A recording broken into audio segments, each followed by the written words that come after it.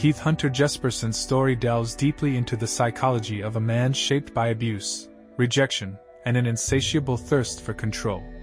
His journey from a troubled childhood to becoming one of America's most feared serial killers offers chilling insight into the making of a predator who would go on to claim at least 8 confirmed lives, though he claimed to have killed many more. Born to a dominant father and a mother who reportedly ignored his needs, Jesus' childhood was marked by cruelty and isolation. Jesperson's father, Les, was known for his heavy drinking and harsh punishments, particularly for Keith, whom he seemed to target with a particular intensity. Les would often publicly humiliate and berate him, sometimes even referring to him as Igor, because of his large and awkward appearance. This incessant bullying from both his father and peers created deeply repressed anger within Jesperson, which he seemed unable to express constructively.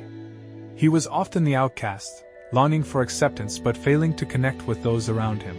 One of the more disturbing aspects of Jesus' youth was his cruelty toward animals.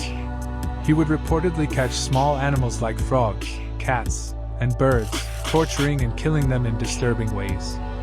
For instance, he once described tying 2 cats' tails together and throwing them over a clothesline, forcing them into a brutal and deadly fight.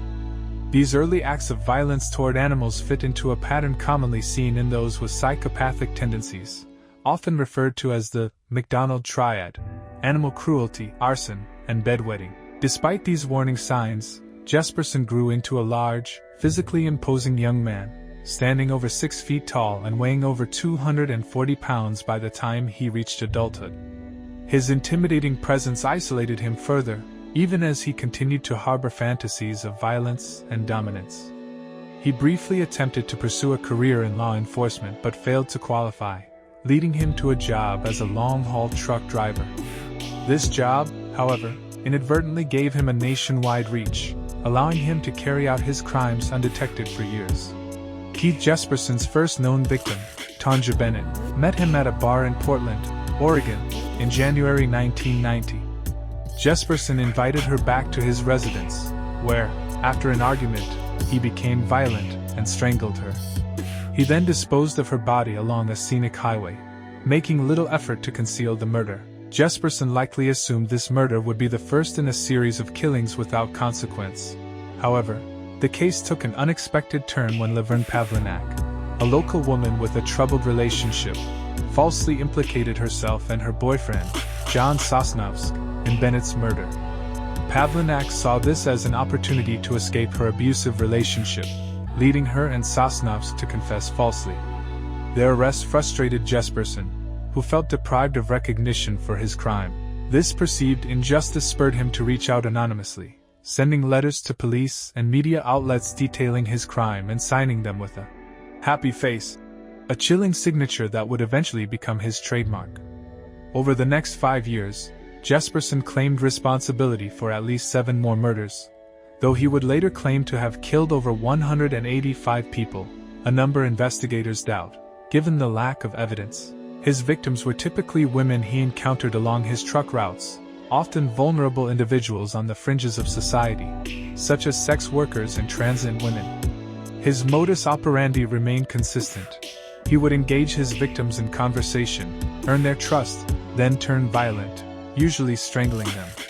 Unlike many serial killers, he did not follow a ritualistic pattern with his killings. Instead, he seemed motivated by a desire to dominate and control his victims, as well as by the thrill of evading capture. In addition to his happy face notes, Jesperson would occasionally draw disturbing illustrations and leave messages on restroom walls at truck stops, taunting the police with cryptic clues about his murders. In one such message, he included enough detail to potentially identify his victim but intentionally left out other clues to prolong the chase. His letters were erratic and filled with bravado, revealing a man who not only killed but craved acknowledgement for his actions. The turning point in Jesperson's murderous spree came in 1995 when he killed Julie Ann Winningham, his girlfriend at the time. Winningham, unlike his previous victims, was someone he had known personally, which complicated the murder investigation. Her body was found in Washington, and due to their recent relationship, police quickly considered Jesperson a person of interest. Feeling the pressure of the investigation, Jesperson attempted suicide twice but was unsuccessful. In a surprising turn of events, he eventually confessed to her murder, unable to sustain the pressure of law enforcement scrutiny, and haunted by his inability to end his life. During his confession, he revealed the chilling details of his relationship with Winningham, explaining that he killed her after an argument about money. This murder was different from his other crimes, as it bore a more personal motive. He was subsequently arrested, and during his questioning, Jesperson confessed to several other murders, providing investigators with a list of names and descriptions. These confessions were filled with disturbing, emotionless accounts of each murder, showcasing his detachment from human suffering. Keith Jesperson was ultimately convicted of multiple murders and sentenced to life in prison without the possibility of parole.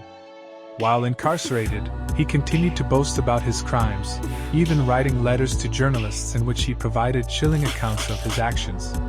Despite his boasts of having killed over 100 people, authorities have only been able to confirm 8 murders. Jesperson's life and crimes have been the subject of several books, documentaries, and television specials, contributing to the dark intrigue surrounding his persona.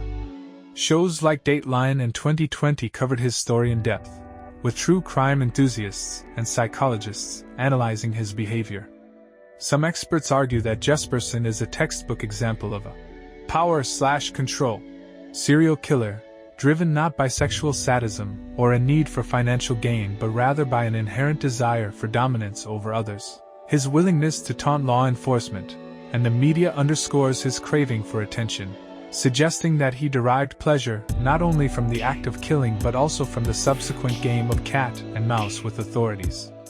To this day, Jesperson remains in prison, his case serving as a haunting example of how deeply hidden, and perhaps suppressed, violent urges can exist in those who, outwardly, appear ordinary. His legacy as the happy face killer lives on, not only as a warning about the hidden dangers of the human psyche but also as a tragic commentary on the failures in early intervention for troubled children. Jesperson's story reminds us that the scars of childhood abuse coupled with unchecked violent tendencies can manifest in devastating ways if left unchecked. As one of the more prolific serial killers in modern American history, Jesperson's case is a disturbing study in the psychology of control, dominance, and the depravity that can hide behind an outwardly benign facade. Happy Face Killer is a name that remains a chilling reminder of the dangers lurking behind the mask of normalcy.